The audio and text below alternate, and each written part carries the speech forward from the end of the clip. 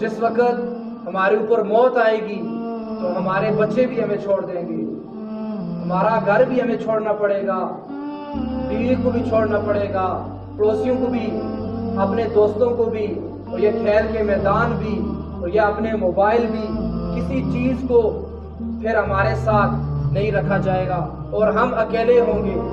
اور قبر میں جس وقت ہمیں رکھا جائے گا ہم اکیلے ہوں گے، اس وقت ہمارا اللہ سے منہ لگے گا۔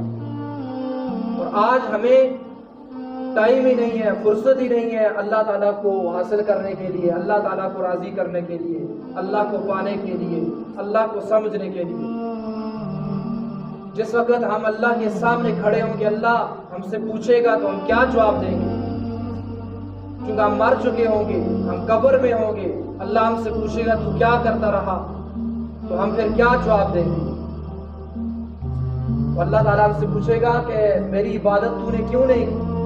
تو ذکر کر سکتا تھا، تو دعا کر سکتا تھا، تو تہجد پڑھ سکتا تھا، تو قرآن پڑھ سکتا تھا، تو عبادت کر سکتا تھا، اور تو خیر خواہی کے کام بہت سارے کر سکتا تھا، تو دکھیوں کے دکھ پوچھ سکتا تھا، تو نے یہ کیوں نہیں کیا؟ تو ہم اس وقت اللہ تعالیٰ کو کیا جواب دیں گے؟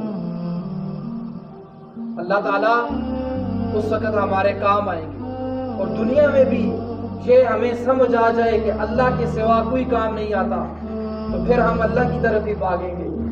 آج اسباب پر نظریں ہیں، چیزوں پر نظریں ہیں، کسی کی اپنے پیسے پر نظریں ہیں، کسی کی اپنے گھر پر نظریں ہیں، اپنے دوستوں پر نظریں ہیں، بیوی بچوں پر نظریں ہیں۔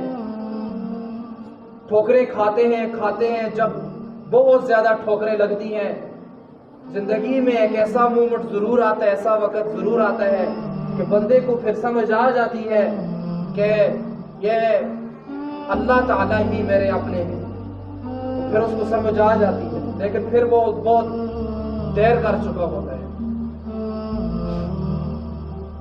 تو اللہ تعالیٰ فرما رہے ہیں کہ میرے علاوہ تمہارا ہے ہی کوئی نہیں، میں ہی تمہارا رکھوالا ہوں، میں ہی تمہارا مددگار ہوں، میرے علاوہ کوئی تمہارا نہ رکھوالا ہے اور نہ مددگار ہے۔